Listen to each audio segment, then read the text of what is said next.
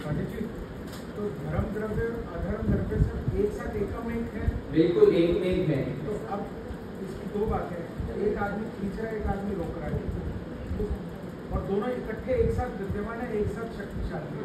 इसीलिए हमारे आचार्यों ने उसका मतलब तो कुछ हिलना ही नहीं चाहिए, एक खींच रहा है कर रहा है, तो विरोधाभास होना चाहिए। बिल्कुल, दोनों विरोधी होने के बावजूद भी दोनों एक ही स्थान पर रह रहे हैं। यही तो हमारे जैन दर्शन का सिद्धांत है। सबसे पहली बात तो ये सिद्धांत को मैं उस रूप में घटा रहा हूँ कि दोनों एक दूसरे के विरोधी होते हुए भी दोनों एक दूसरे के सहयोगी हैं।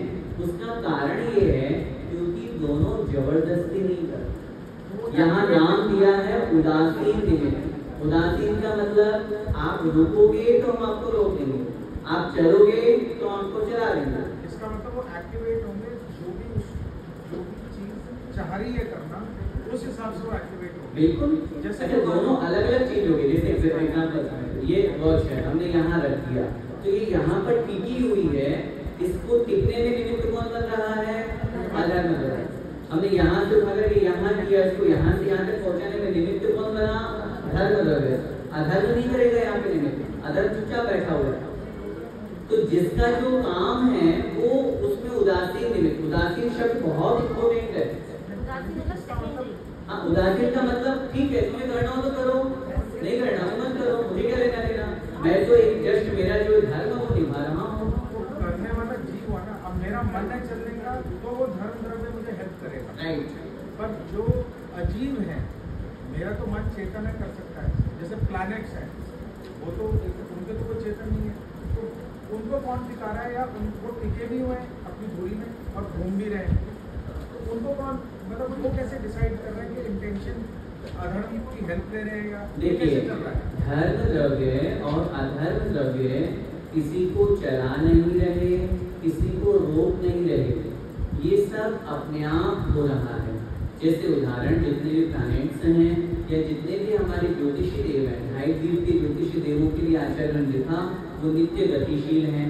तो वो जो चल रहे हैं गतिशील, उनका स्वभाव है, उनको चलना ही है, लेकिन उनको चलने में निमित्त कौन बन रहा है? धर्म द्रव्य।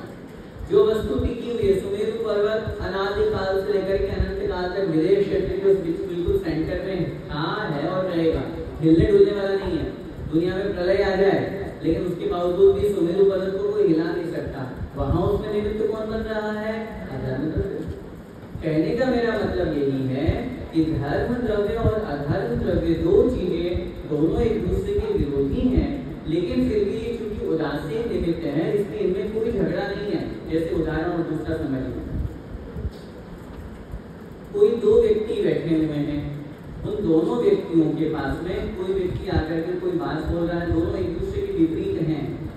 अगर उन दोनों ने ये सोच लिया कि मुझे कोई कुछ भी बोले, मुझे तो जो काम करना है वो मैं करूंगा, दोनों एक दूसरे के विपरीत हैं। दोनों ने ये सोच लिया मुझे कोई कुछ भी बोले, मुझे तो जो काम करना है वो मैं करूंगा, तो वो काम अपने आप होगा, उसमें कोई नहीं रोक सकता उनको। क्यों? क्योंकि दोनों ने एक दूसरे का विरोध करना छोड़ दिया। लेकिन अगर दोनों के साथ में, जैसे अपन अपनी भाषा में कहें, राग द्वेष जुड़ा हुआ है, दोनों के साथ में कुछ न कुछ भाव जुड़ा हुआ है, एक ये कहेगा एक ये कहेगा, तो लड़ाई होगी, झगड़ा वही है। तो इसीलिए उदासीन निमित्त नाम दिया। मैंने आपको कहा प्रेरक निमित्त नहीं है। प्रेरक निमित्त का मतलब है प्रेरणा देने वाला, चलो तुम, इंस्पिरेशन नहीं। वो बैठे हुए हैं, तुम चलोगे तो तुम्हें चलाने में निमित्त है। जैसे एग्जाम्पल कितना अच्छा दिया, जैसे मछली जल को चलाने में सहायक है, जैसे जल मछली को चलाने में सहायक है। जल ने नहीं कहा कि तुम चलो, मछली जल को भी नहीं कह रही कि तुम मेरा सहयोग करो, वो है, वो अपनी स्थिति में है, अपनी जगह है, मछली अपनी स्थिति में अपनी जगह है। ऐसे ही दुनिया में एक ऐसी अदृश्य शक्ति है जिसको हमारे जैन दर्शन में धर्म द्रव्य कहते हैं और वैज्ञानिक उसे ईथर कहते हैं। वो अदृश्य शक्ति जो हमें चलने और चलाने में निमित्त होती है। आगे अधर्म द्रव्य किसे कहते हैं? जो ठहरते हुए जीव और पुद्गलों को रुकने में सहायक है, वह अधर्म द्रव्य है। अब देखिए, जीव और पुद्गलों का पहले विशेषण बता दिया। कौन से जीव पुद्गल? किताबें पढ़ो फिर से। कौन सी जीव पुद्गल की बात चल रही है? ठहरते हुए जीव पुद्गलों को, सभी जीव पुद्गलों को नहीं, सभी जीव पुद्गलों को नहीं, ठहरते हुए, ठहरे हुए, रुके हुए जीव पुद्गलों को जो रुकने में सहकारी है उसे हम कहते हैं अधर्म द्रव्य। यह भी उदासीन, अमूर्त, संवेदन शून्य एवं लोकव्यापी है, जैसे वृक्ष बटोही माने पथिक को रुकने में सहायक है। कोई पैदल यात्रा कर रहा है, गर्मी का समय है, बहुत थकान हो गई, पेड़ देखा तो पेड़ के वहां जाकर के वो रुक गया। तो पेड़ ने थोड़ी बुलाया उसको कि तुम रुको, पेड़ ने उसको, वृक्ष ने उसको बुलाया नहीं कि तुम रुको, लेकिन वृक्ष उसके रुकने में जैसे निमित्त बन गया। ऐसे ही जो रुके हुए जीव पुद्गल हैं, इन दोनों डेफिनेशन को पढ़ने में हमको ऐसा लगता है कि इन दोनों द्रव्यों का काम क्या है। भाई आप कह रहे हो चलते हुए जीव पुद्गलों को चलाने में सहकारी, तो पहले से चल रहे हैं ना। ऐसे ही ठहरते हुए जीव पुद्गलों को जो ठहरने में सहकारी, तो पहले से ठहरे हुए हैं ना। तो बात वही है, इसीलिए यहाँ पर इन दोनों द्रव्यों को समझाया है। माना हमने ठहरे हुए हैं, माना हमने चल रहे हैं, लेकिन उन दोनों के चलने और ठहरने में भी पीछे एक ऐसी पावर है जो उनको ठहरने के लिए बाध्य कर रही है, उनको ठहरा रही है, ठहरने में निमित्त बन रही है। उसका नाम है अधर्म।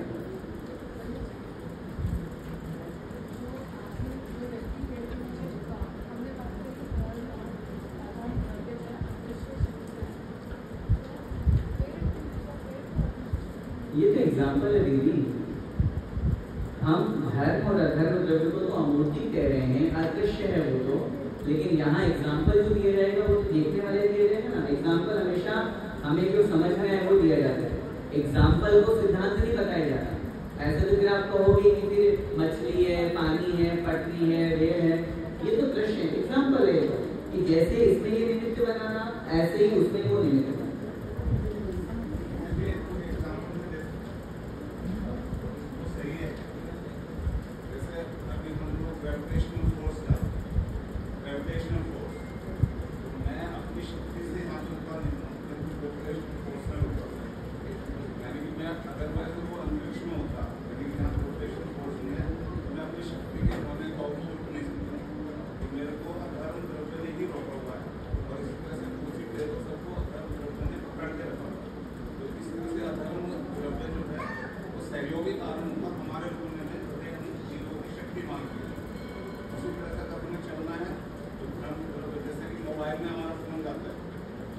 मेरी आवाज आप लगा रहे हैं तो वो आवाज किसी पे ट्रैवल करके आ रही है, वो जो ट्रैवल करके आ रही है वो ढंग कर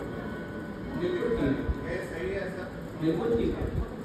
उसको ईंधन कहते हैं, तो अधर्म द्रव्य को क्या कहते हैं? नहीं दिया, वैज्ञानिकों ने अभी पकड़ा ही नहीं अधर्म द्रव्य। आगे वाला प्रश्न ये कह रहे हैं, धर्म द्रव्य तथा अधर्म द्रव्य ये उदासीन न होते तो क्या होता?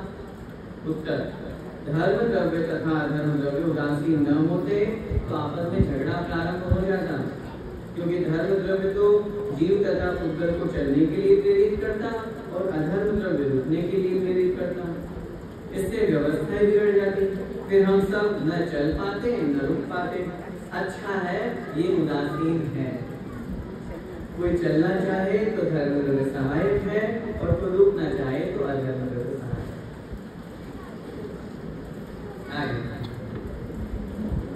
धर्म द्रव्य और अधर्म द्रव्य कहाँ रहते हैं? धर्म और अधर्म द्रव्य समस्त लोकाकाश में व्याप्त है। जैसे तिल में तेल, दूध में घी सर्वत्र ही पाया जाता है, वैसे ही दोनों द्रव्य संपूर्ण लोकाकाश में पाए जाते हैं।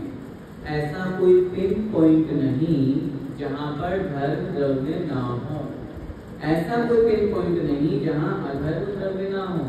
और तो ये तो केवल दो द्रव्यों की बात हुई, पूरे लोक में ऐसा एक भी प्रदेश नहीं जहाँ छहो द्रव्य ना हो। मैं फिर कह रहा हूँ, पूरे लोक में ऐसा एक भी प्रदेश नहीं जहाँ पे छहो द्रव्य ना हो। समझिए, आकाश द्रव्य है कि नहीं है? वो तो लोकाकाश है, लोकाकाश सब जगह है। काल द्रव्य प्रत्येक प्रदेश पर एक एक अणु विद्यमान है काल द्रव्य अधर्म द्रव्य के असंख्यात प्रदेश, आकाश के लोकाकाश के असंख्यात प्रदेश, धर्म और अधर्म भी आ गया। अब बचे दो, जीव और उद्गल। पूरे तीनों लोकों में सूक्ष्म निगोरिया जीव प्रत्येक प्रदेश पर विद्यमान है। हर एक प्रदेश पर ऐसा कोई स्थान नहीं पूरे तीनों लोकों में जहां जीव ना हो। ये जहां हम खाली स्थान देख रहे हैं यहाँ पर भी जीव है। जीव दो प्रकार के, सूक्ष्म और बादल। जो किसी के आश्रय से रहते हो वो बादल निगोरिया जीव, और जो हवा में आकाश में यत्र तत्र सब जगह हो वो सूक्ष्म निगोरिया जीव।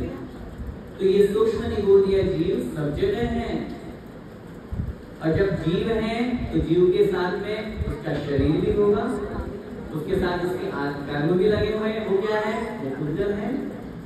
इसलिए जीव और पुद्गल की भी सिद्धि हुई। इस तरह से पूरे तीनों लोकों में ऐसा एक भी प्रदेश, काल द्रव्य तो प्रत्येक अणु है, प्रत्येक प्रदेश पर एक एक काल द्रव्य का अणु विद्यमान है। इस अपेक्षा से काल द्रव्य है। आगे देखिए, आकाश द्रव्य किसे कहते हैं? जो जीवादि सभी द्रव्यों को अवकाश अर्थात काल द्रव्य में बोलते हैं जैसे रतन राशि है, ऐसे अलग अलग है और उसका परिणाम होता है। तो क्या मतलब एक काल द्रव्य दूसरे को खत्म हो गया? नहीं, ऐसा नहीं है। आगे आएगा इसमें काल द्रव्य को, उसको हम समझेंगे। अभी संक्षेप में इतना सा समझ लीजिए, रत्नों की राशि के समान का एग्जाम्पल इसलिए दिया जाता है, जैसे आप किसी एक बोतल में या किसी बॉक्स में कंचे भर दीजिए, रत्न भर दीजिए, तो पूरा पैक हो गया। तो आप एक शब्द में कहेंगे तो ये रत्नों का एक पिटारा है, रत्नों का एक कुर्सी है। लेकिन अलग अलग की अगर अपन बात करेंगे तो सबका इंडिविजुअल अपना अपना एग्जिस्ट है, सबका अपना अपना अस्तित्व है। ऐसे ही काल द्रव्य है तो पूरा एक ही काल द्रव्य, लेकिन उसकी जो पर्याय है वो एक एक अणु के रूप में विद्यमान है। वो पूरे लोक में नष्ट होने वाली बात अलग है, उसको अभी आगे अपन पढ़ेंगे कि काल द्रव्य पर्याय रूप में परिवर्तित होकर के अविनाशी नाशवान है, लेकिन द्रव्य की अपेक्षा बात करेंगे तो वो तो अविनाशी ही है। आगे आएगा जब हम घड़ी घंटा दिन आदि की बात करेंगे, वो काल द्रव्य की व्यवहार काल पर्याय रूप में वो परिवर्तित हो रही है। लेकिन जो अणु रूप में काल द्रव्य है वो अविनाशी है, वो निश्चय काल द्रव्य कहा जाता है। निश्चय काल भी अगर है तो पास अभी एक क्षण पहले बीत गया, मतलब प्रैक्टिकली घड़ी वड़ी तो हम बोल खत्म हो गया ना, मतलब मेरी पर्याय तो बदल गई उस टाइम में। और वो काल द्रव्य का क्या उपकार है, मतलब क्या कर रहा है? उत्तर ये मिलेगा, काल द्रव्य बीत गया, अभी 1 घंटा निकल गया, 2 दिन निकल गए, इतना समय निकल गया, फिर भी काल द्रव्य बचा हुआ है। उत्तर मिलेगा क्योंकि काल द्रव्य के समय कितने हैं? आचार्य उमा स्वामी महाराज ने लिखा 100 अनंत समय है। काल द्रव्य अनंत समय वाला है। अनंत समय निकल चुके, अनंत समय निकल रहे हैं, आगे भी अनंत समय निकलते जाएंगे, तो भी वो कभी नष्ट होने वाला नहीं है। वही कह रहे हैं, काल द्रव्य समय वाला ही है। वो घड़ी घंटा दिन आदि के रूप में अपन व्यवहार में समझते हैं, वो व्यवहार काल द्रव्य है। और जब अणु की अपेक्षा से बात करेंगे तो वो निश्चय काल द्रव्य। अभी आगे आ रहा है, आकाश के बाद में हम उसी काल द्रव्य की चर्चा करेंगे। आकाश द्रव्य किसे कहते हैं? तो जो सभी जीवादि सभी द्रव्यों को रहने के लिए अवकाश अर्थात स्थान देता है, वह आकाश द्रव्य है। यह भी अमूर्ति, संवेदन शून्य एवं निष्क्रिय है। यद्यपि जीव और पुद्गल भी एक दूसरे को अवकाश देते हैं, परंतु उन सबका आधार आकाश ही है।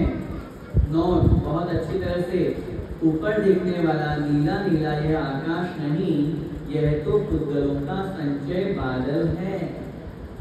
आकाश और आकाश द्रव्य दोनों में अंतर है। आप जो ऊपर जो दिख रहा है अपन को ये आकाश है, लोग व्यवहार में अपन उसको आकाश बोलते हैं। आकाश द्रव्य किसे कहते हैं? जो सभी द्रव्यों को रहने के लिए स्थान देता हो, सब जगह आकाश है।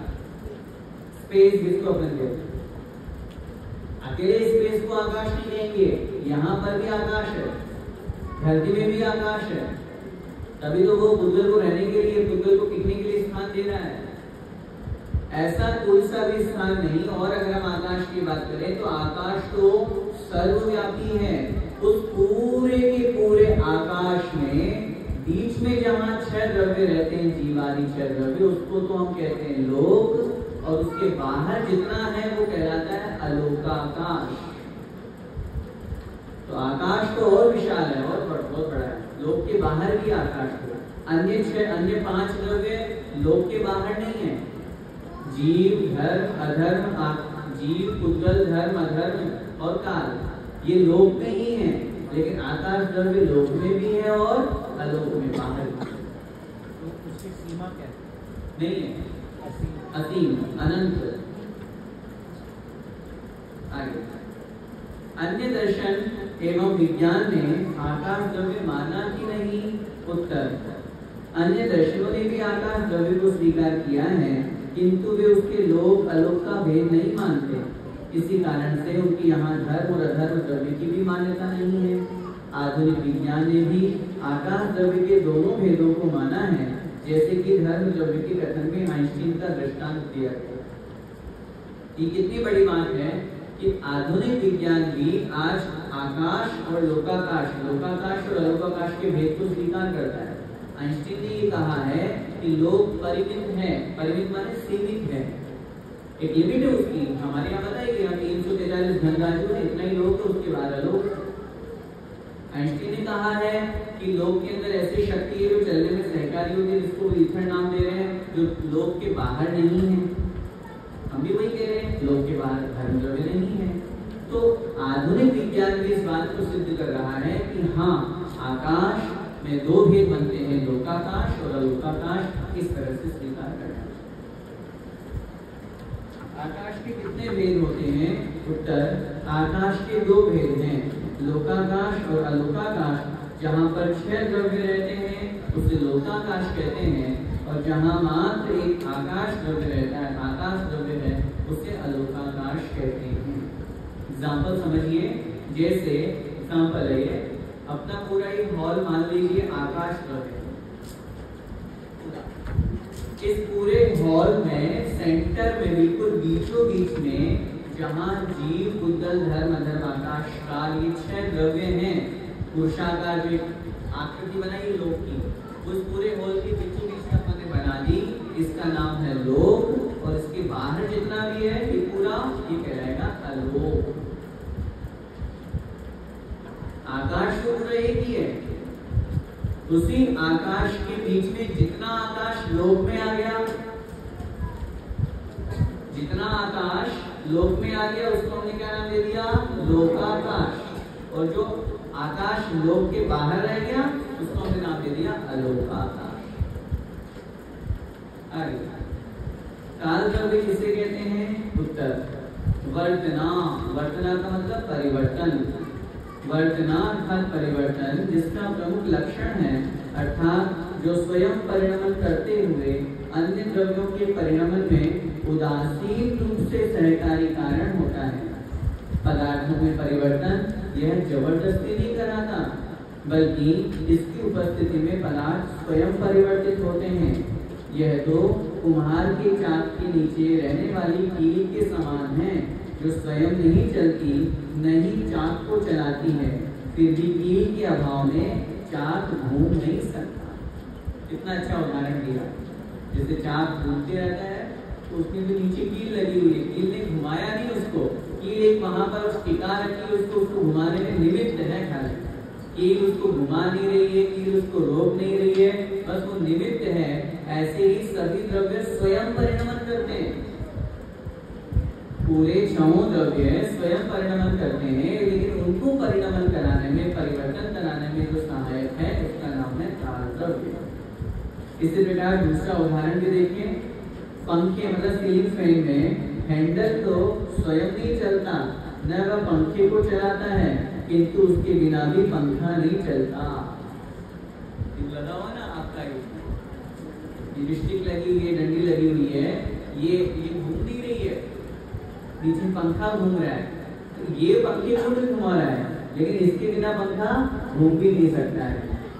यह भी उदासीन, अमूर्त, संवेदना शून्य और लोकव्यापी है। लोकव्यापी का मतलब होता है लोक में सर्वत्र व्याप्त है, सभी जगह फैला हुआ। आगे काल द्रव्य के कितने भेद हैं? काल द्रव्य के दो भेद हैं, व्यवहार काल और निश्चय काल। मिनट, घंटा, दिन आदि ये व्यवहार काल हैं। अब आइए आपके प्रश्न के उत्तर। ये जितने भी हमारे मिनट हैं, क्लास को चलते हुए 1 घंटा हो गया, 1.5 घंटा हो गया, 2 घंटे हो गए, 1 दिन हो गया, 2 दिन हो गया, 1 महीना हो गया, 1 साल हो गया, इतने साल हो गए, ये जो हम व्यवहार में बोलते हैं ये कहलाता है व्यवहार काल। ये हम लोगों ने बना रखा है, निश्चय कर रखा है। 24 मिनट की एक घड़ी होती है, 48 मिनट की 2 घड़ी एक मुहूर्त होता है। जिसे अपन अपनी लैंग्वेज में अगर अपन बोले 60 मिनट का 1 घंटा होता है, 24 घंटे का 1 दिन होता है। तो ये जो अपन ने एक व्यवहार सिद्ध कर रखा है, व्यवहार अपन ने अपने हिसाब से सिद्ध नहीं किया आगम के अनुसार ही है।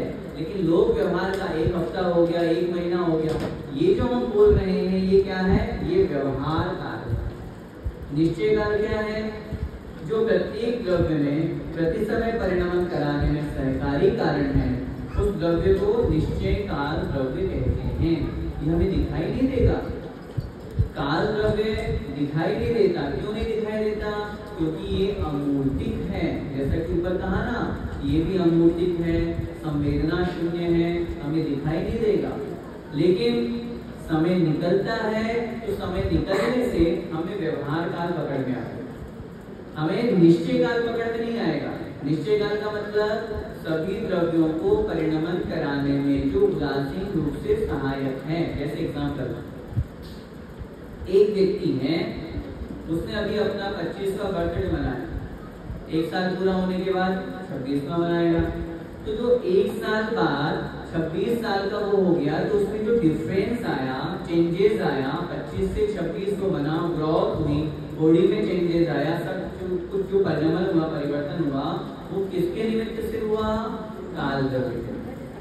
उसमें काल द्रव्य निमित्त है परिणमन कराने में, उसकी ग्रोथ कराने में, उसको बड़ा करने में, उसको चेंजेस कराने में। और तो पूरे द्रव्यों में जितने भी द्रव्य हैं, जीव, पुद्गल, धर्म, अधर्म, आकाश, इन सब द्रव्यों में परिवर्तन कराने में। और परिवर्तन की अगर अपन बात करें तो जो परिणमन का सिद्धांत है, उत्पाद व्यय द्रव्य, ये उत्पाद व्यय भी जो परिणमन हो रहा है, ये भी इस काल द्रव्य के निमित्त से हो रहा है। जो आपने भी एग्जाम्पल लिया कि वो ग्रोथ हो रही है, प्रेरक नहीं है काल, पर वो ग्रोथ का प्रेरक कौन है?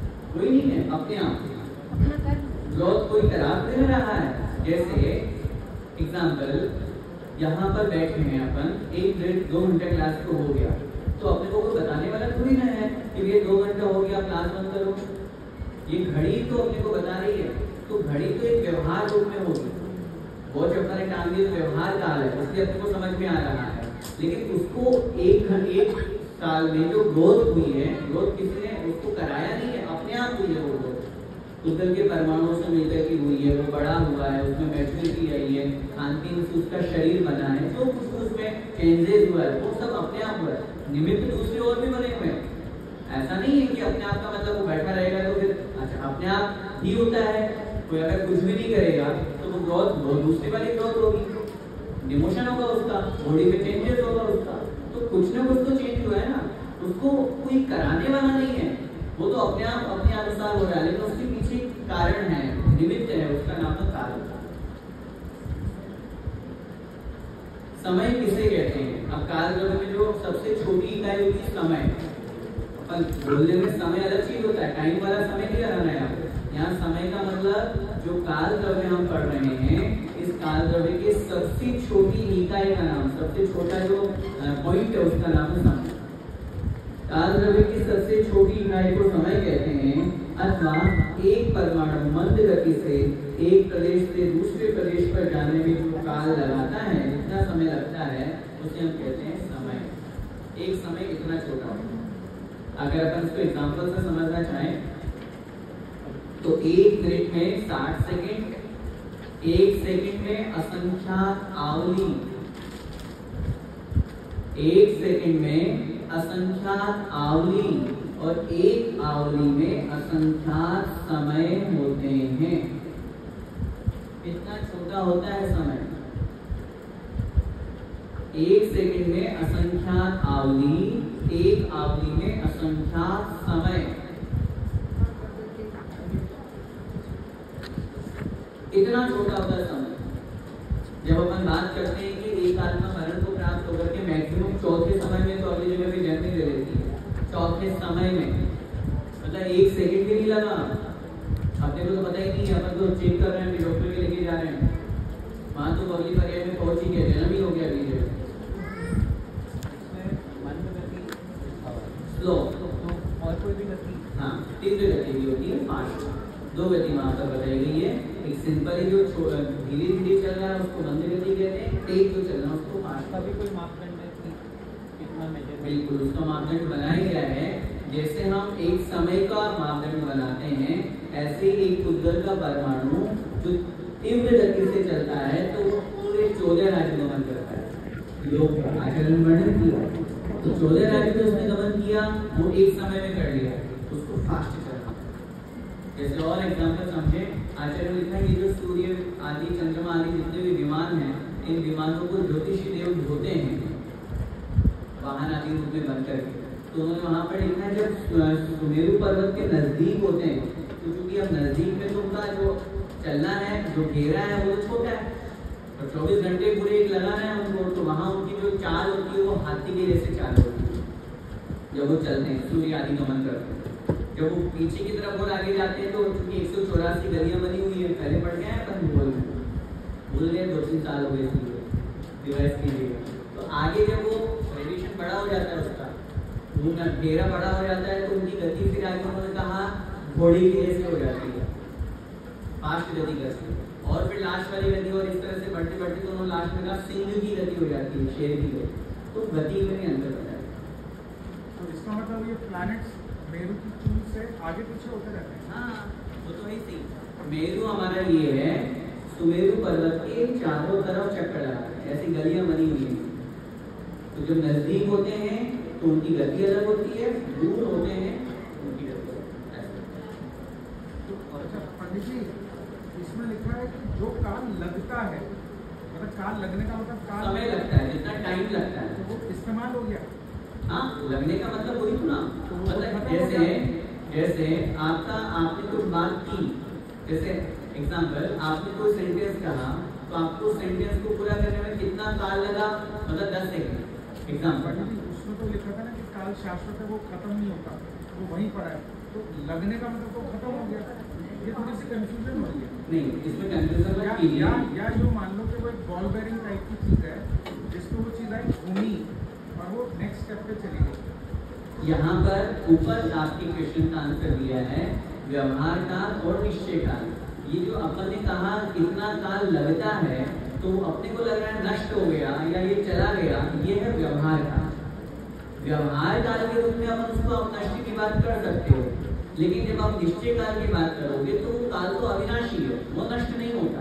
तो ऑपरेशन क्या हुआ, एक परमाणु एक जगह से दूसरी जगह पे गया तो काल, मतलब एक परमाणु मान लो फिजिकली मॉलिक्यूलर लेवल पे यहाँ था और वो यहाँ से यहाँ गया तो टाइम लगा उसको परिवर्तन। उस टाइम को अपन ने जस्ट काउंट किया है। तो उसमें काल द्रव्य ने कैसे हेल्प किया? जैसे कील का एग्जांपल लिया आपने, दो समझ आ गई, 4 पेपर घूम लिए, और इसमें वो क्या परमाणु उस काल की कील को चीज पर घूम रहा है। समझिए, बहुत अच्छा आपने प्रश्न किया है।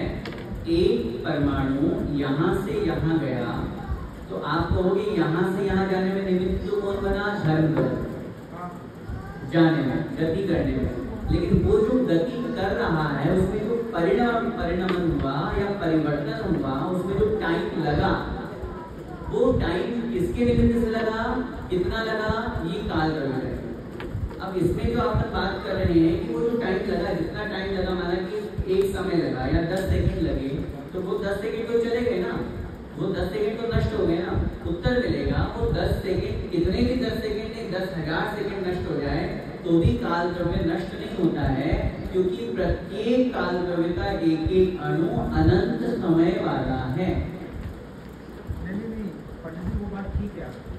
जैसे मान लो धर्म द्रव्य का आपने एग्जाम्पल दिया, अब हम अगर उसको मॉडर्न टाइम से समझें तो ग्रेविटेशनल फोर्स है, नहीं होती तो हम उड़ जाते, जैसे चाँद पे हल्की सी जंप लो तो बहुत ऊंचा उड़ोगे।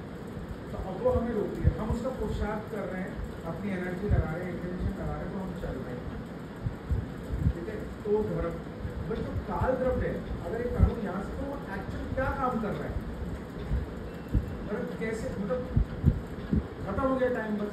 नहीं तो ये टाइम जो आप बोल रहे हैं ना, ये खत्म हो गया, ये तो काल है। तो वो फिजिकली, जब हम उसको निश्चय के रूप में देखते हैं तो उसका ऑपरेशन कैसे हो रहा है, निश्चय के रूप में आपको जैसे समझ में नहीं आएगा। कील के ऊपर चाक घूम रही है तो समझ में आ गई। ठीक। ऐसे अणु, अगर काल द्रव्य को कील का एग्जाम्पल लिया गया है तो उस एग्जाम्पल से कुछ समझ सकते हैं कि कैसे वो परिणाम, कैसे एज मूव कर गई। ठीक। काल द्रव्य में कील का जो एग्जाम्पल दिया गया है वो जस्ट एक निश्चय काल के रूप में दिया गया है कि जैसे कील वहां पर है, कील स्वयं उसको नहीं घुमा रही है, लेकिन फिर भी वो थोड़ी ऊपर की चाक ऊपर का घूम रहा है। ऐसे ही काल द्रव्य जो है, काल द्रव्य का काम क्या है, जैसे कील का काम क्या है, घुमाना, नॉट घूमना। जैसे कील का काम घुमाना है, घूमना नहीं है, ऐसे ही काल द्रव्य का काम है परिणमन कराना। वो जीव के साथ स्वयं परिणमन नहीं करेगी, परिवर्तन नहीं करेगी, चेंजेस नहीं करेगी। उसमें जो चेंजेस आया, जैसे प्रति समय हर वस्तु में चेंज होता है। जैसे अभी अपन अपनी भाषा में बोल रहे थे, उत्पाद, व्यय, द्रव्य, तीन चीजें हैं। द्रव्य तो शाश्वत है, उसकी बात नहीं कर, लेकिन उत्पाद और व्यय प्रति समय नवीन नवीन पर्याय की उत्पत्ति होती है और पूर्व पर्याय का विनाश होता है। तो इसमें निमित्त कौन बना, इसमें काल द्रव्य निमित्त बना। एक सेकंड पहले नवीन जी कुछ और थे, एक सेकंड बाद नवीन जी कुछ और हुए। ये डिफरेंस अपने को एक समय वाला नहीं समझ में आएगा, एक सेकंड वाला नहीं समझ में आएगा, लेकिन एक साल बाद देखोगे तो समझ में आएगा। क्यों? क्योंकि जो परिणमन होता है वो सूक्ष्म परिणमन और स्थूल परिणमन दोनों हुआ करते हैं। सूक्ष्म परिणमन हमें इंद्रियों से दिखाई नहीं देगा। जैसे आप किसी से मिलो, मिलने के बाद में आप उसको कहो, अरे यार तुम तो बहुत चेंज हो गए, तो आप कह रहे हो चेंज हो गए, जो मेरे साथ में रह रहा उससे पूछो, वो बोलेंगे कोई चेंज नहीं हुआ, वो तो वैसे का वैसा ही है। तो जो सूक्ष्म परिणमन है वो अपने को नहीं समझ में आता है, अपने को स्थूल परिणमन समझ में आता है। ये अपनी इंद्रियों की कमी है, अपना क्षयोक्षम ज्ञान है, इसलिए। तो वो जो परिणमन हो रहा है, वो जो कील के माध्यम से परिणमन हो रहा है, उसका नाम है काल द्रव्य। वो जो चेंजेस उसको किया है, वही मैं बार बार एग्जाम्पल दे रहा हूँ। धर्म द्रव्य का काम गमन कराना है, काल द्रव्य का काम परिणमन कराना है, चेंजेस कराना है, उसका नाम है काल। बहुत फर्क हो गया, बहुत अंतर हो गया।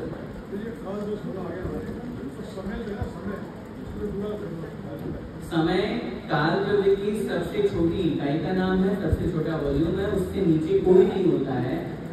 अपने एग्जाम्पल में अपन समझने के लिए 1 मिनट में 60 सेकंड होते हैं। जैसे 1 सेकंड हो गया, अपन बोलते हैं 1 सेकंड हो गया, उस 1 सेकंड के लिए आप और टुकड़े कीजिए। आज वैज्ञानिक भी जब सबसे पहले उन्होंने मिनट का सेकंड निकाला, सेकंड के नीचे वो कुछ नहीं मानते थे, लेकिन आज वो सेकंड में भी वो मिली सेकंड निकालते हैं। बोल्ट ने 100 मीटर की जो दूरी है वो 8 सेकंड पॉइंट इतने मिली सेकंड में पूरी की, तो उन्होंने 1 सेकंड के भी कितने टुकड़े कर दिए, 1 सेकंड के भी टुकड़े किए ना। तो वो जो 1 सेकंड के टुकड़े किए, उन्होंने साइंस की भाषा में उसको नाम दे दिया मिली सेकंड। अपन आदम की भाषा में नाम देंगे तो उस 1 सेकंड में असंख्यात टुकड़े हो सकते हैं, जिसको हम नाम देते हैं आवली। और उस एक आवली के भी और असंख्यात टुकड़े हो सकते हैं, जिसका नाम है समय।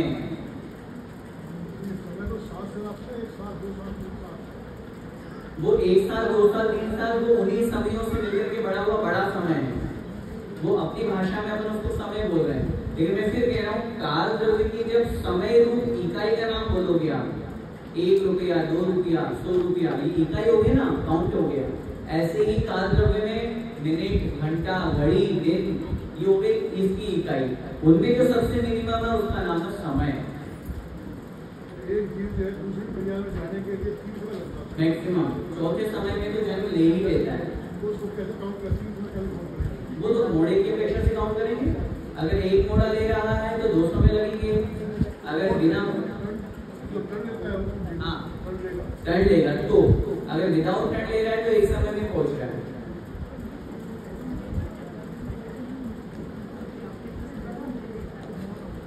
वो तो बात एक ही है, वो तो एक समझने वाली बात है। जन्म लेने का मतलब जन्म स्थान पर पहुंच गया, गर्भ का काल तो उसकी आयु में काउंट होगा। हाँ, गर्भ के स्थान पर पहुंच गया। चलिए आगे बढ़े। आवले को अपन एग्जाम्पल से नहीं समझ सकते। हाँ, आवले से भी छोटा समय होता है। आगे, समय तो सत्य है किंतु निश्चय काल कुछ प्रतीत नहीं होता है। ये नवीन भैया का प्रश्न आ गया कि समय तो सत्य है लेकिन निश्चय काल समझ में नहीं आता, प्रतीत नहीं होता। उत्तर दे रहे हैं, यदि समय ही समय मानते तो वह शाश्वत नहीं है, वह उत्पन्न होता है और दूसरे क्षण नष्ट होता है। अतः समय पर्याय सिद्ध हुई। समय जो है वो जो आप अभी अपन समय की बात कर रहे हैं, एक समय हो गया, एक क्षण हो गया, ये सब हो गया, ये समय द्रव्य नहीं है। देखिए, 1 सेकंड, 2 सेकंड, 1 दिन, 2 दिन, 1 घंटा, आधा घंटा, ये समय द्रव्य नहीं है। ये समय क्या है? पर्याय। और पर्याय का लक्षण क्या है? प्रति समय चेंज होना, परिणमन होना, नष्ट हो गई फिर उत्पन्न हो गई, नष्ट हो गई फिर उत्पन्न हो गई। इसीलिए हम यहाँ पर कह रहे हैं, फिर से पढ़े इसको, यदि समय ही समय मानते तो शाश्वत नहीं है। अगर हम समय को काल रूप समय मान लेंगे तो वो शाश्वत नहीं है, क्योंकि वह तो उत्पन्न होता है और दूसरी क्षण नष्ट हो जाता है। अतः समय पर्याय सिद्ध हुई। अब वह समय नामक पर्याय जिस द्रव्य की है उसी द्रव्य का नाम निश्चय काल है। वो समय जिसमें पाया जाता है उसका नाम है निश्चय काल। वो शाश्वत, वो कभी नष्ट नहीं होता। जैसे मैंने अभी आपको कहा ना, आचार्य उमा स्वामी महाराज ने तत्वार्थ सूची के 5वें अध्याय में लिखा, सोनंत समय है, वह काल द्रव्य अनंत समय वाला है। तो ये अनंत समय क्या हुई? उस काल द्रव्य की पर्याय। वो अनंत समय क्या हुई? उस काल द्रव्य की पर्याय। जैसे जीव की पर्याय होती है ना, कभी ये कभी वो, कभी ये कभी वो, ऐसे ही काल द्रव्य की पर्याय क्या है? समय रूप में है, जो प्रति समय नष्ट होती जा रही है, लेकिन फिर भी वो शाश्वत है क्योंकि वो अनंत समय रूप में। हाँ, वो तो निश्चय रूप में जब आप जहाँ पे भी दो भेद करेंगे, निश्चय काल और व्यवहार काल, तो निश्चय काल द्रव्य रूप में है, व्यवहार काल उत्पाद रूप में।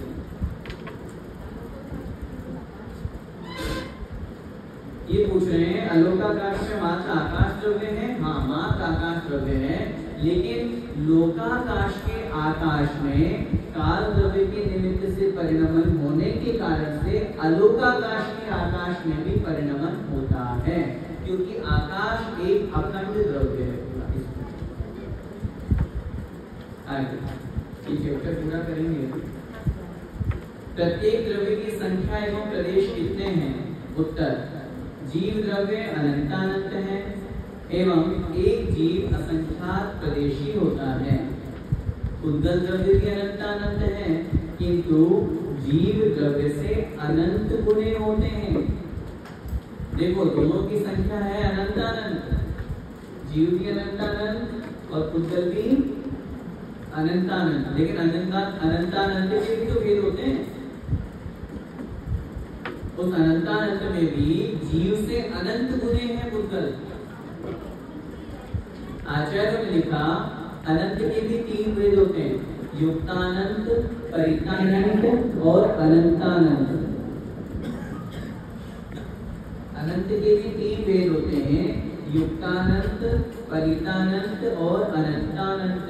और उसमें भी फिर और 3 भेद किए, उत्कृष्ट, मध्यम और जघन्य।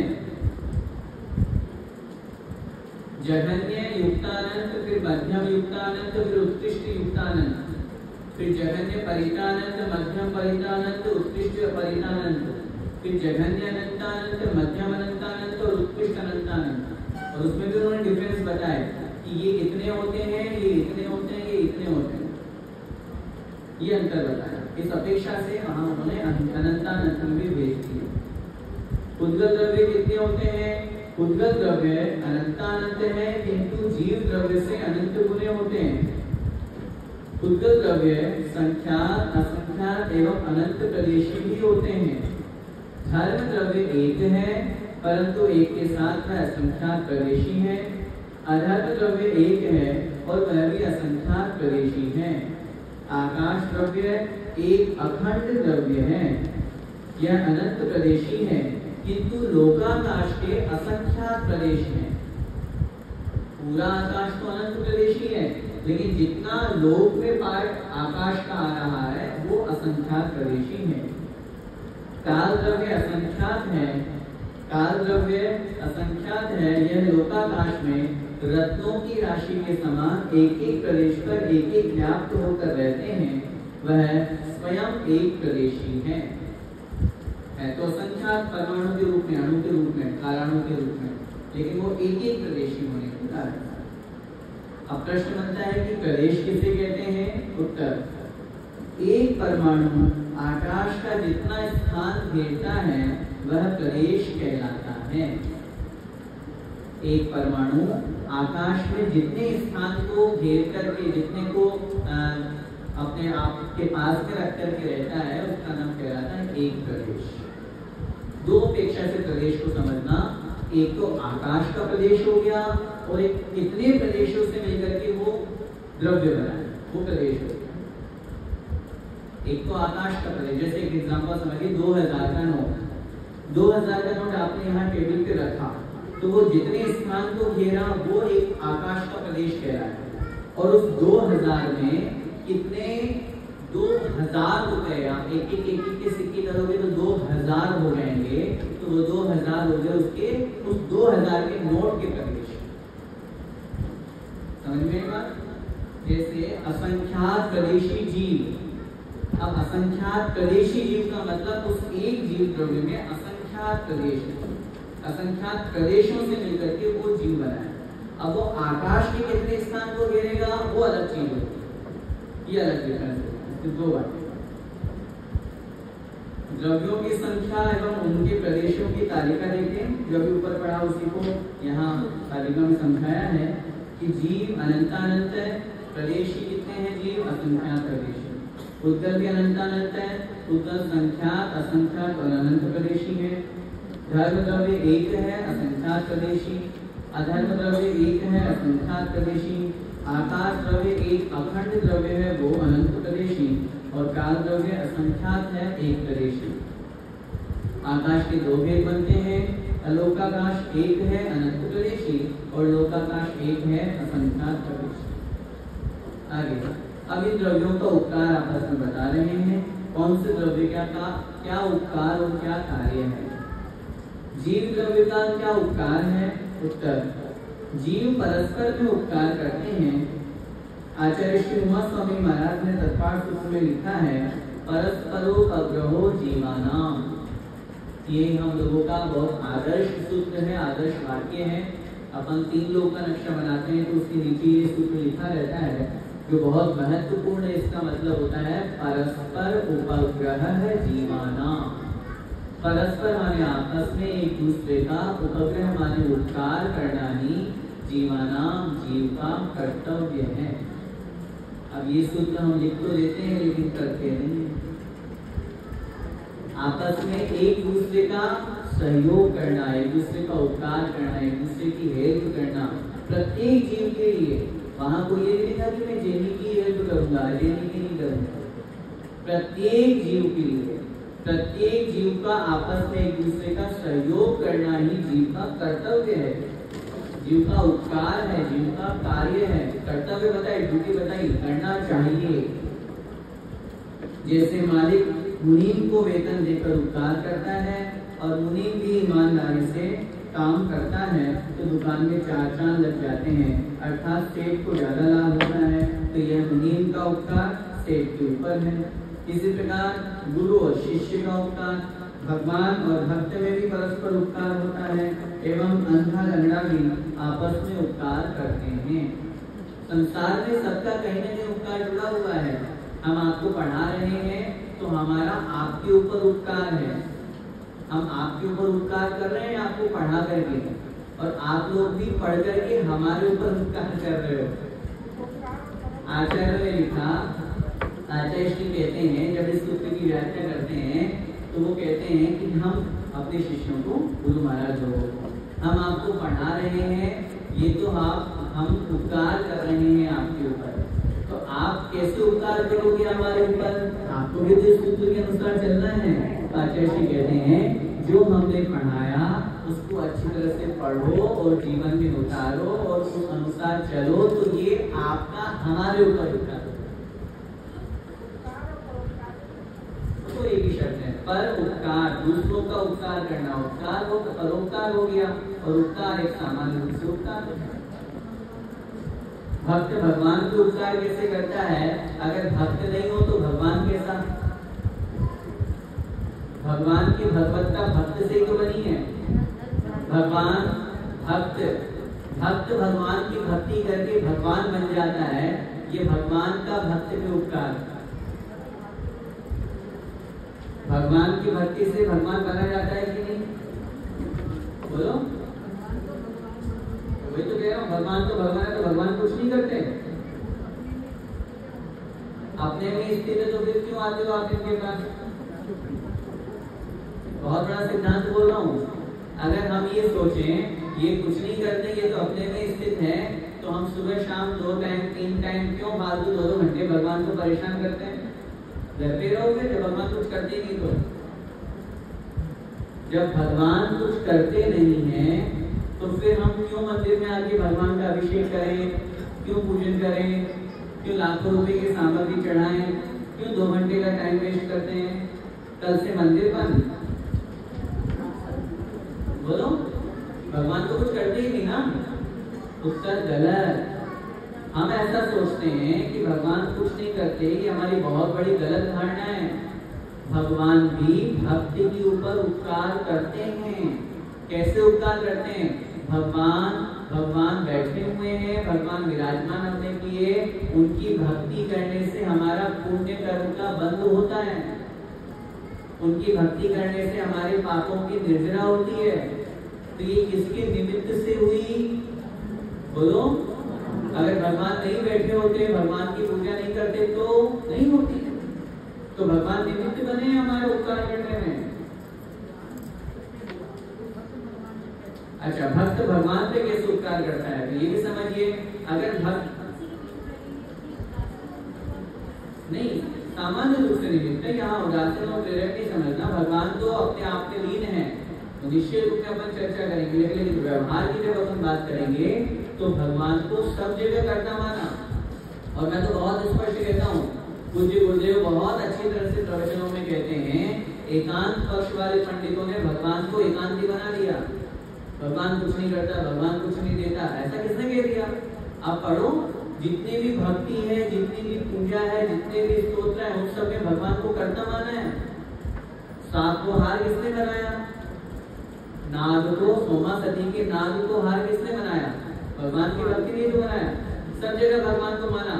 समंत स्वामी मुनि महाराज को 48 सालों से बाहर किसकी भक्ति ने निकाला? सब जगह भगवान को माना। भगवान की भक्ति के प्रसाद से ही सब कुछ प्राप्त होता है। अगर हम नहीं मानेंगे तो मैं कहता हूँ भगवान की भक्ति ही नहीं हो पाएगी। आप केवल भगवान ऐसे हो, भगवान ऐसे हो, भगवान के गुणों का गुणानुवाद, ये थोड़ी मात्र भक्ति है। भगवान की भक्ति के प्रसाद से सब जगह जितनी भी पूजा यहाँ पढ़ोगे, भुक्ति मुक्ति दाता 2400 दिव्यराजवर, 2400 भगवान कैसे हैं? भुक्ति और मुक्ति को देने वाले हैं। आज तक तो हमको तो कभी मिली नहीं, आपने अच्छे से की नहीं। जो अच्छे से भक्ति करेगा उसको अच्छी मुक्ति मिलेगी, जो अच्छे से श्रद्धा भक्ति रखेगा उसको अच्छा प्रसाद मिलेगा, उसमें क्या प्रश्न? रही बात, आप तो पूछ रहे हैं कि भगवान का ये तो हुआ, भगवान का उपकार भक्त पे हुआ, लेकिन भक्त भगवान पे कैसे उपकार करता है? उत्तर मिलेगा भगवान की भक्ति करके। भगवान ने अरहत पद प्राप्त किया, भगवान पूज्य पद को प्राप्त हुए। ये पूज्यता किसने बताई हमको? उनके भक्त ने ही तो बताई। अगर वो भक्त भक्ति नहीं करते, आज अपन मानतों स्वामी मुनि महाराज की बात करते हैं, अगर वो मानतों स्वामी महाराज अगर 48 काव्यों वाला भक्तामृत नहीं लिखते तो क्या हमारे अंदर इतनी श्रद्धा भक्ति आ पाती? आदिनाथ भगवान की भक्ति करते हुए तो इस भक्ति की महिमा को किसने बताया? भक्त ने बताया। तो भक्त ने भी तो उपकार किया। बिल्कुल बिल्कुल, वो भी उपकार है। चलिए आगे। उद्गल द्रव्य के क्या उपकार है? उत्तर, जीव को सुख दुख, जीवन मरण, शरीर मन वचन, प्राण और अपान, ये सब उद्गल द्रव्य के जीव के उपकार, उद्गल द्रव्य के उपकार जीव के ऊपर हैं। क्या मतलब हुआ? जीव को सुख दुख देने वाला उद्गल कैसे? प्रश्न बहुत अच्छी तरह से समझिए। क्या लिख रहे हैं यहाँ पे? उद्गल द्रव्य के उपकार गिना रहे हैं। जीव को सुख दुख, जीवन मरण, शरीर मन वचन, प्राणापान, श्वासोच्छ्वास जिसे हम कहते हैं, ये सब जो हो रहा है ये किसने किया? उद्गल ने। उद्गल के निमित्त से जीव को सुख दुख कैसे होता है? उत्तर मिलेगा, जीव की साता वेदनी तो उन्हें आया तभी तो सुख मिलेगा। साता वेदनी क्या है? कर्म का नाम, कर्म उद्गल। असाता वेदनी का उदय आया, उसको दुख मिलेगा। दूसरी बात, जो वस्तु उसे अच्छी लगी, वस्तु क्या है? उद्गल, उसे सुख मिला। मुझे घर में अच्छी 4 व्हीलर चाहिए, 4 व्हीलर आ गई, 4 व्हीलर क्या है? उद्गल। तो उस 4 व्हीलर से सुख मिला कि नहीं? मिला। और वही 4 व्हीलर खराब आ गई, एक्सीडेंट हो गया, कुछ हो गया, गड़बड़ हो गया, इसके निमित्त से दुख मिला। उद्गल के निमित्त से हमें सुख दुख मिलता है। ये सब उद्गल द्रव्य के उपकार जीव के ऊपर हैं। उद्गल का उपकार उद्गल पर भी देखा जाता है, जैसे साबुन से कपड़े धोना, राख से बर्तन साफ करना आदि। क्या मतलब हुआ?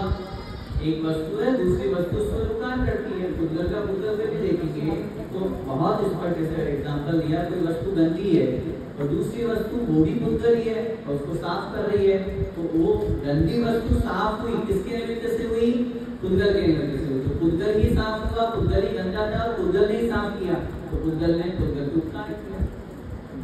और शेष 4 द्रव्यों के लक्षण ही उनके उपकार हैं।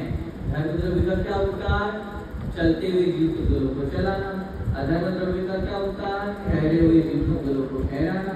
आकाश द्रव्य का क्या उपकार? सभी द्रव्यों को रहने के लिए स्थान देना। काल द्रव्य का क्या उपकार? सभी द्रव्यों को परिणमन कराने में निमित्त होना। ये शेष 4 द्रव्यों का उपकार। उद्गल के ऊपर जीव का कैसे उपकार है? प्लैनेट है, घूम रहा है इधर उधर, अब उसको जीव क्या उपकार करेगा? वो घूम रहा है, तो उसको तो ना संवेदन है ना कुछ है। आचार्यों ने क्या मतलब? आचार्यों ने जीव का उद्गल पर नहीं बताया। अभी अपन ने दोनों जो बात करी है यहाँ पर, जीव का उद्गल पर नहीं, उद्गल का जीव पे तो बताया है। इससे पहले जीव द्रव्य का क्या उपकार है? जीव परस्पर में एक दूसरे का उपकार कर सकते हैं। परस्पर माने जीव पे। मालिक मुनि का एग्जाम्पल जो लिया है उसमें मैं समझता हूँ मालिक जीव को बोला गया, मुनि को उद्गल को बोला गया। उद्गल का मतलब आपको जो दिख रहा है मतलब जो सुनाई दे रहा है वो सब उद्गल, जो आप टच कर पा रहे हो वो सब उद्गल। समझ गया। अपान, प्राणापान, श्वासोच्छ्वास लेना, जो हमारी प्राण मतलब श्वास लेना और उच्छ्वास माने छोड़ना, वो अपान कहलाता है। आगे लोकाकाश के असंख्यात प्रदेशों में अनंतानंत जीव और अनंतानंत उद्गल कैसे रह सकते हैं या कैसे रहते हैं? एक बहुत अच्छा क्वेश्चन है कि जब आप उनकी काउंटिंग की बात कर रहे हो तो लोकाकाश कितना है? असंख्यात। और आपने जीव द्रव्य के प्रदेश कितने बताए? असंख्यात। और जीव कितने बताए? अनंतानंत। तो अनंतानंत जीव और आकाश कितना है? असंख्यात। तो छोटा हो गया। और उद्गल भी ऐसी, उद्गल तो आप बता रहे हो कि जीवों से भी अनंतानंत है, अनंत गुणे हैं। तो इतने सारे उद्गल और इतने सारे जीव जब अनंतानंत है और लोकाकाश तो असंख्यात प्रदेशी है, तो इतने सारे एक में कैसे रह जाते हैं? कोई छोटे स्थान में इतने बड़े सारे कैसे रह सकते हैं? ये एक प्रश्न है। आंसर देखिए, लोकाकाश में अवगाहन शक्ति होने एवं उद्गल के अणुओं में सूक्ष्म रूप में परिणमन होने के कारण, जैसे दूध से भरा बर्तन है, उसमें एक बूंद भी दूध डालेंगे तो दूध बाहर आ जाएगा। किंतु यदि उसमें थोड़ी सी शक्कर डालें तो वह घुल जाएगी। तो जो घुलने रूप गुण हुआ उसका, उसमें घुल जाने के कारण से उसमें शक्कर भी हमने डाली और उसमें और ऊपर से कुछ कलर डाल देंगे या कुछ भी डाल देंगे तो वो घुल रहा है उसमें।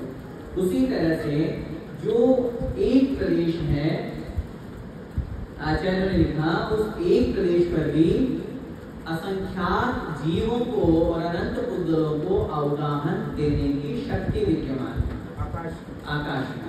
इसलिए आगे कह रहे हैं उसी दूध में आगे फिर हम राजगीर के धीरे धीरे राजगीर के दाने डालेंगे तो वो भी उसमें समाहित होते जाएंगे। इसी प्रकार असंख्यात प्रदेशी लोक में अनंत जीव और पुद्गल समाहित हो जाते हैं। उदाहरण दूसरा देखिए, एक कमरे में बल्ब का प्रकाश रहता है, हमने लाइट जलाई, वो पूरे कमरे में फैल गई। अब उसके बाद में हमने एक लाइट और जलाई, फिर 2 लाइट और जलाई और फिर 4 लाइट जलाई और हेलोजन जला दिया, तो एक ही कमरे में इतना सारा प्रकाश सब समाहित होता जा रहा है कि नहीं। ऐसे एग्जाम्पल और समझिए, हमने एक बाल्टी में पानी लिया, अब उस पानी में हमने लाल रंग डाल दिया, वो भूल गया, फिर नीला रंग डाल दिया, वो भी भूल गया, पीला रंग डाल दिया, वो भी भूल गया। तो एक ही पानी में और चीजों को भी ऑब्जर्व करने की शक्ति है, पावर है कि नहीं। ये तो पुद्गल भी जब अपने को एग्जाम्पल समझ में आ रहा है, ये मूर्तिक द्रव्य में जब अपने को ये एक दूसरे को अवगाहन देने की शक्ति समझ में आ रही है, तो वो तो आकाश द्रव्य है। आकाश द्रव्य में तो अनंत जीवों को और अनंत पुद्गलों को स्थान देने की शक्ति विद्यमान है। एक कमरे में एक बल्ब का प्रकाश रहता है, वहाँ हजारों बल्ब का प्रकाश भी समाहित हो जाता है।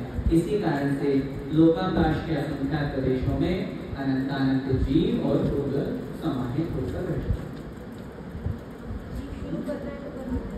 राजगीर के लड्डू आते हैं ना, बहुत हल्के होते हैं।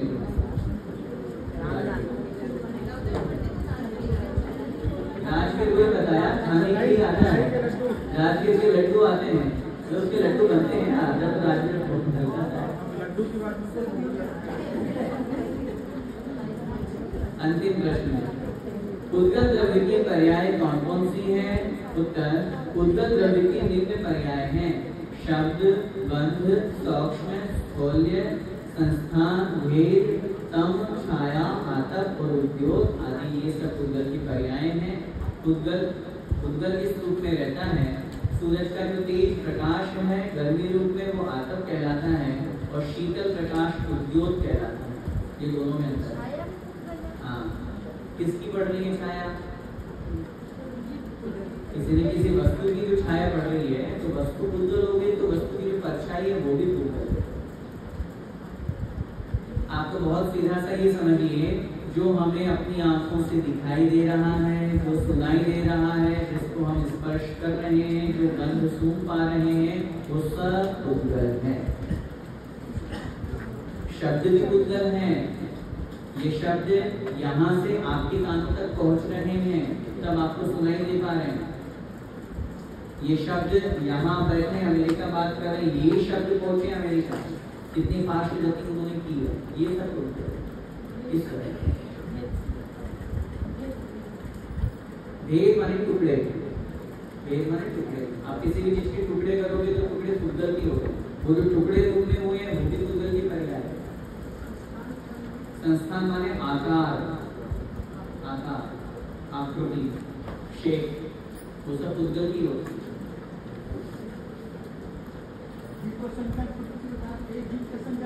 हाँ, एक जीव के असंख्यात प्रदेश होते हैं, चाहे वो चींटी हो चाहे हाथी हो। हमारे जीवों में एक ऐसी शक्ति विद्यमान है जिसको संकोच विस्तार कहते हैं। आचार्य ने लिखा, प्रदेश संहार विसर्पाभ्याम प्रदीपवत। हमारे आत्मा में, आत्मा के प्रदेशों में सिकुड़ने और फैलने की एक ऐसी शक्ति है।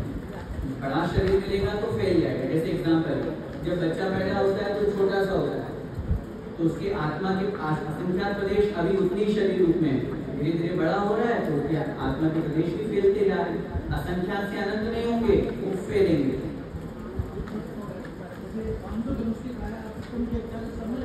बिल्कुल, उसमें भी असंख्यात ही है। 500 धनुष नहीं, 1000 योजन लंबा, 500 योजन चौड़ा और 250 योजन ऊंचा जो महामत्स्य है, स्वयंभू रमण समुद्र में, उसमें भी असंख्यात प्रदेश ही होते हैं, और एक सुई की नोक के बराबर भी जो एक जीव है उसमें भी असंख्यात प्रदेश।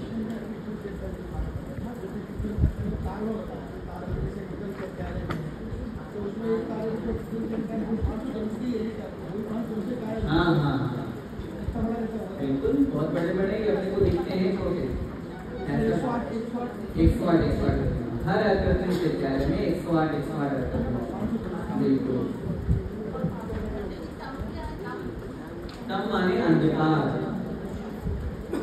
देखिए, शब्द माने शब्द, बंध माने जुड़ना मिलना, सूक्ष्म माने छोटा, स्थूल माने बड़ा, संस्थान माने आकार, भेद माने टुकड़े, तम माने अंधकार, छाया मतलब परछाई, आतप माने जो सूरज की तेज गर्मी है वो, और उद्योत माने चंद्रमा की शीतलता। ये सब उद्गल की परिभाषा है। इस प्रकार ये वाला अध्याय अपना पूरा हुआ। हम कोशिश करेंगे अगली क्लास से कि एक अध्याय, कम से कम 2 अध्याय 3 अध्याय हम लें, ताकि हमारा जो 2 दिन है उसमें अपन पूरा द्रव्यालय कर सकें। ऐसा कर लेंगे, दोपहर वाले जो दोनों सेशन होंगे उसमें हम बीच में प्रश्नोत्तर आपसे नहीं लेंगे। आपको जो समझ में नहीं आया आप उसे नोट कर लीजिएगा और बाद में एक्स्ट्रा टाइम में पूछ लीजिएगा।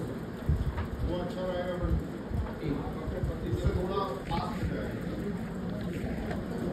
बोधि समाधि परिणाम शुद्धि स्वात्मोपलब्धि शिव सौख्य सिद्धि चिंतामणि चिंतित वस्तुदाने कामवन्द्यमानस्य ममास्तु देहि।